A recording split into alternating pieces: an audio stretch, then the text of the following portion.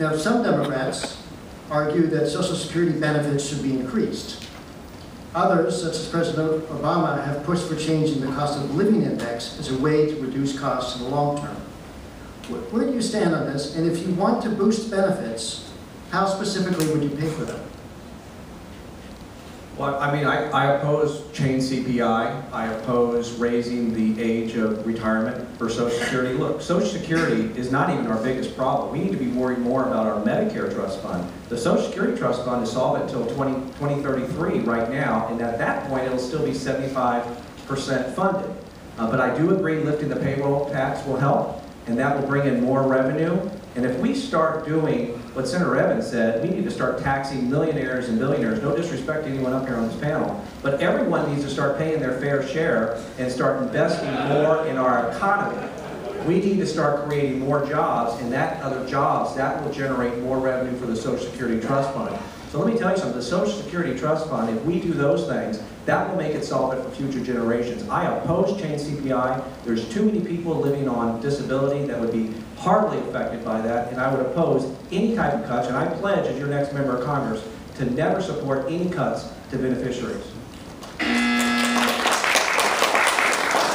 Just a reminder, folks, just a reminder, we want to keep moving.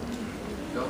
Yes, first and foremost, I have, and you may say, well, you don't look it, but I have more than 83 years of experience dealing with budgets.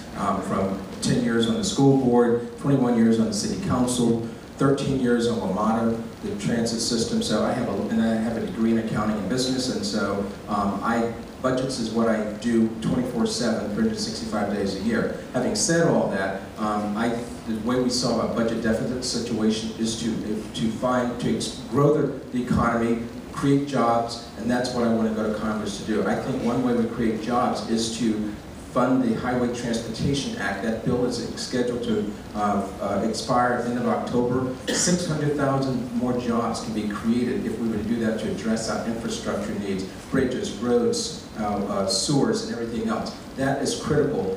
When you put more people to work, that helps to, they pay more taxes, that helps to put more money into the Social Security Fund. Therefore, we don't have to make any of these changes that are being suggested. Should we expand Social Security? Yes, we should. No one who works 40 hours a week their entire life should live in poverty. How do we pay for it? We simply make millionaires and billionaires pay the same rate everyone else pays. So when we lift the cap, what does that mean? 94% of Americans pay a full 6.2% into Social Security because they make $119,000 or less. If you make $1 million a year, you pay less than 1%.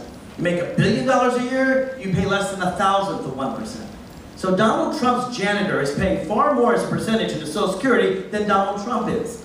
That's not fair. And by fixing it, it would only affect 6% of Americans. By fixing it, we not only make Social Security Trust Fund solvent throughout the remainder of the horizon the Congressional Budget Office looks at, which is 75 years. We actually have money left over.